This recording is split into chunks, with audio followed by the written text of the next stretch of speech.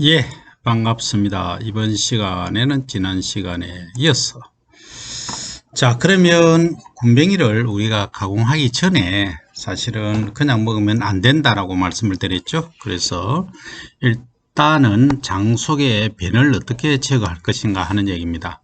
이걸 소위 이제 절식이라고 하죠. 절식.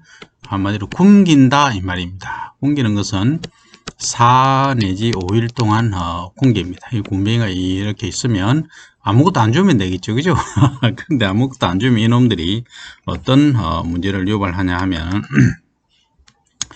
저것끼리 표현이 좀 저것끼리 막 잡아먹기도 하고 이렇습니다. 그래서 이것을 상당히 주의를 하셔야 됩니다. 그럼 절식 방법이 매우 중요한데 방법이 어떤 게 있느냐 하는 거죠. 그 중에서 첫 번째, 가공 전 배변을 위해서입니다. 급이한 사료 종류에 따른 군뱅이 체중과 양분 변화를 이제 조사하기 위해서 4일 동안 사료 종류를 호박, 알로에, 살기어 이렇게 이제 먹여봤습니다. 그리고 대적으로 한 것은 아무것도 안 주는 거죠. 절식을 그냥 한 거죠. 그러면 요렇게 이제 바구니가 있다고 가정을 하겠습니다. 바구니가 있으면 이제 바구니가 있겠죠. 뭐 나오도록 해놓고 뭐 통이든 여기 바구니를 딱 놓고 채는 한 3mm 정도 채를 두는 거죠.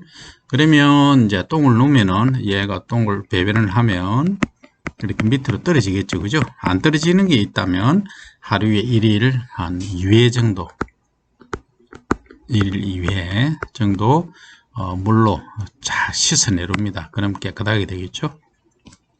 그렇게 하는데, 자, 필수 아미노산을 보니까 지금 요게 검정색이 호박입니다. 호박. 그 다음 두 번째가 알로에, 세 번째가 쌀겨, 그 다음 요게 이제 대조구입니다. 해보니까 스레오닌, 발린, 메티오닌, 요래 쭉 이게 이제 뭐냐면 아미노산의 종류입니다. 여기 이제 필수적으로 우리가 먹어야 되는 아미노산을 필수 아미노산, 필수적이긴 이는 않지만 그냥 아미노산 먹어주면 좋은 거죠, 그죠? 요게 이제 비필수 아미노산 이렇게 얘기를 하는데, 전체적으로 가만히 보면 이 초록색이 가장 높아요. 한번 보세요. 가장 높죠. 그 여기는 어떻습니까? 여기도 전체적으로 초록색이 높다는 거죠. 그러면은 이게 이제 쌀개가 가장 이 배변하는데 그 아미노산을 높인다는 거죠. 결국은 이런 호박이나 알로에 보다는 훨씬 더 아미노산 조성이 좋더라는 겁니다. 그게 뭐냐, 쌀개라는 겁니다. 쌀개요. 이 쌀개는 단백질이 많기 때문에 효율적이다 하는 거죠. 그래서 제가 지금 이거에 추가해서 하고 있는 게 뭐 여러 가지 있지만 일단 쌀개를 먹이면 오히려 이 단백질 함량을 결국은 높인다. 결국은 아미노산 함량을 높인다. 이건 비필수라도 이렇게 높여줄 수 있다는 거죠. 그러면 쌀개를 어떻게 먹일 것인가 하는 거죠.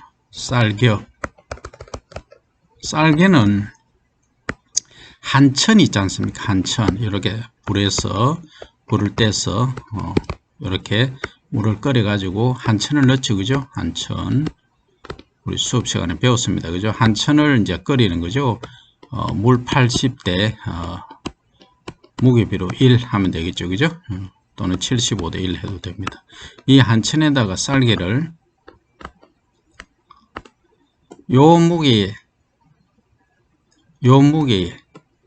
10배 정도 투입을 하는 거죠. 그러면 이 한천 속에 쌀개가 들어있는 거죠. 그러면 여기서 실제 양은 보면은 한 물이 끓여서 조금 그거 하는 것도 있지만 거의 한 90리터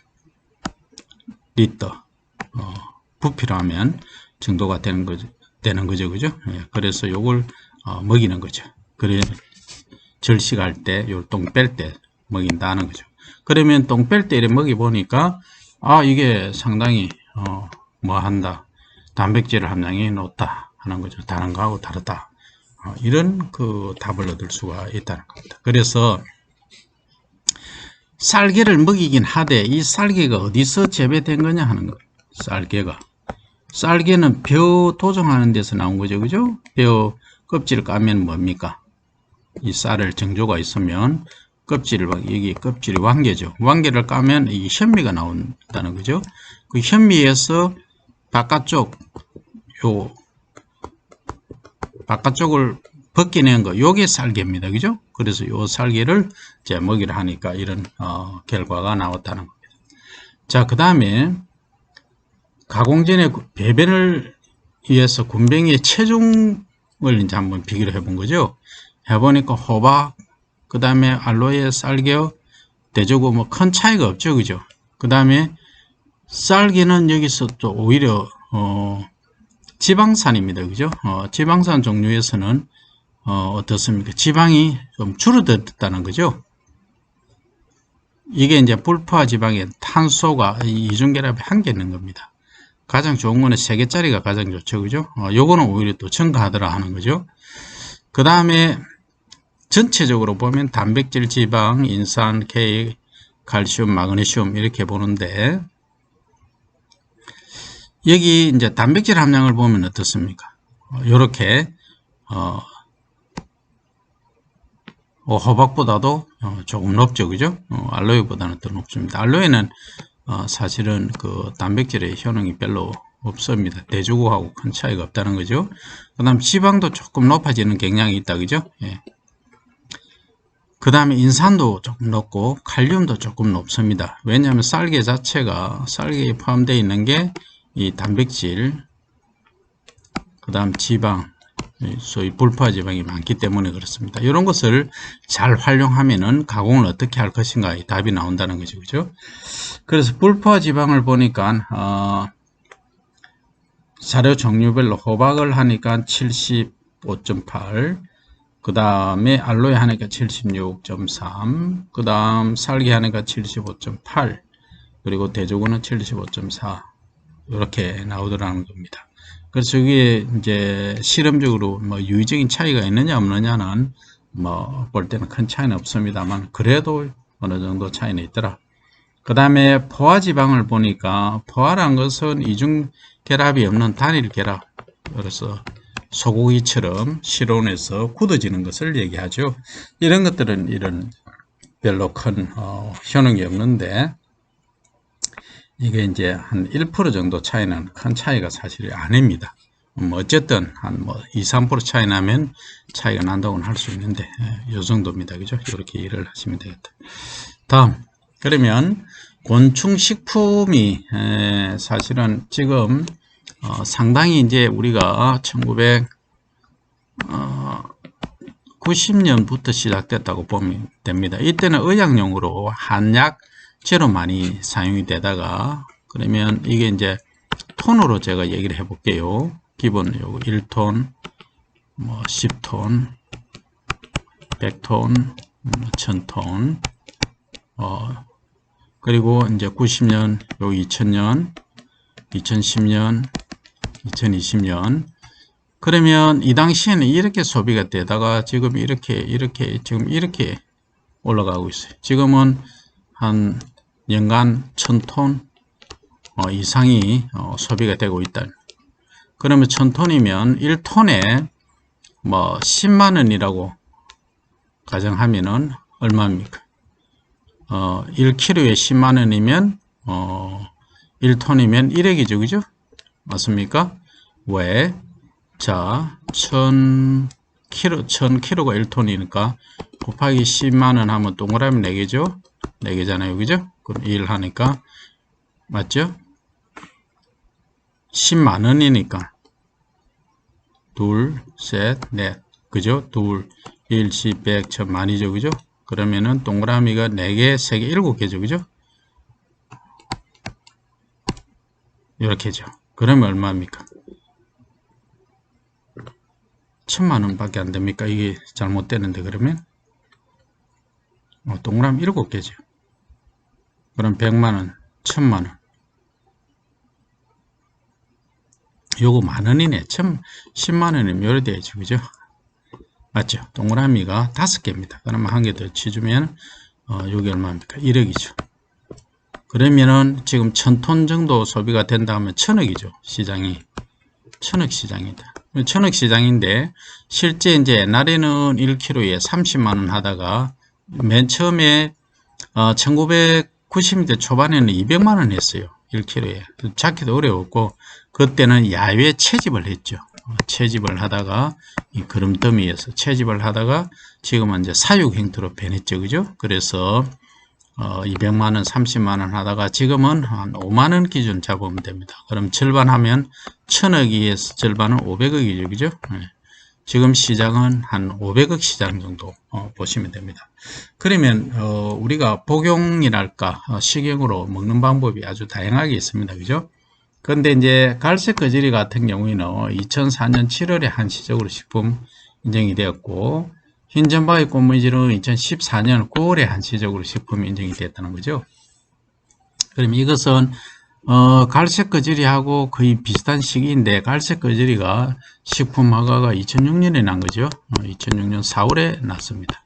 그런데 흰점박이 꽃무지하고 장수풍뎅이 유충은 언제 났느냐 하면은 2016년 12월 30일 났어요. 그러면 여기 많이 좀 늦어진 거죠. 그죠? 그 이유는 안정성 때문입니다. 안정성. 그 중금속 있죠? 중금속. 납, 카드뮴, 비소 얘들입니다. 얘들이 문제가 되기 때문에 실제 이제 요것을 농촌진흥청하고 식약처하고 조정을 하는 기간이 길어져서 이렇게 늦게 된 거죠. 그러면 이제 세계적인 추세로 가보면 일본에는 개미 통조림이 있고 누에 번데기가 있고 멕시코산 용설란 애벌레가 있습니다. 통조림에 한 통당 대여섯 마리 킬로그램당 한 6만원 정도 하네요. 그 다음에 튀긴 메뚜기도 있고 일본 말벌도 있습니다. 키로에 한 100불 한 12만원 정도 하고 중국, 뉴질랜드, 한국으로 수입이 되고 있습니다. 그 다음에 미국의 초콜릿하고 하드 캔디로 덮인 튀긴 곤충, 그 다음에 조미유충 이런 것들이 있고 벨기에의 브뤼셀에는 금칠한 귀뚜라미, 토핑 얹은 초콜릿 이런 것들이 유명하게 판매가 되고 있습니다. 그 다음 런던의 헤로스, 그 다음에 셀프리지의 곤충 제품 판매 이런 것들을 예를 들고 있습니다. 그 다음에 이제 우리가 갈색 거지리를 이야기를 하고 있는데 이 갈색 거지리 학명이 이렇게 생겼죠. 성충은 유충은 이렇게 생겼습니다. 이게 이제 시골에서 우리가 보리나 밀을 재배하다 보면은 여름 되면은 이 그루터기 밑에 이 애들이 많이 있어요. 이게 이제 갈색 거절입니다. 학명은 테네브리오 몰리터린네라고 하는데 이 앞에가 속명, 여기 종명, 이 맹명자 이름입니다만 분류상으로는 딱정벌레목입니다. 크롭테라. 그 다음에 거절이라는 거절이과 테네브리오니데 이렇게 합니다. 거절이과입니다. 그 다음 먹이는 중금속 및 화학물질에 오염되지 않은 곡류를 먹고 이 성충 이 애들은 뭘 먹느냐 하면은 그 배추잎 그 다음에 상추 이런 채소로 잎을 먹습니다. 왜냐하면 수분을 따라 안 먹고 채소 잎으로 공급을 해준다는 거죠. 그러면 우리가 이렇게 이제 거절이 사육 상자가 있으면 여기에 이제 밑에다가 뭘 까느냐 하면 쌀겨 그 다음 보리겨 뭐 이런 것들을 깐다는 거죠. 이렇게 깔고 이제 얘들이 이제 먹으면서 생장을 하는 거죠. 생장을 하는데 위에는 수분 증발 방지와 수분 공급을 위해서 뭘 주느냐 하면 배추잎을 이렇게 덮어준다는 거죠. 덮어주면 얘들이 사각사각 깔고 먹는다는 겁니다. 그 다음 유충 사육에는 알은 한 일주일 정도 후에 부화가 되고 1 내지 3일 사이에 체란 그룹 사육이 발달 단계 부분이 효과적이다. 무슨 얘기냐면 이 체란이라는 것은 알을 치는 그 채죠. 채란 채를 친다는 거죠. 알을 이렇게 걸러낸다는 거죠. 그러면 채를 갖고 여기 사육상자 사육을 하다가 이런 채를 이용해서 싹 흔들면 이 알은 밑으로 빠진다는 얘기죠. 그래서 이 알을 다시 이제 다른 사육상자에 넣고 또 사료 넣고 이렇게 해서 키운다는 거죠. 그죠? 그리고 유충은 채소 및 과일을 배지에 깔아준다는 거죠. 30cm부터 식용이 사용이 가능하다.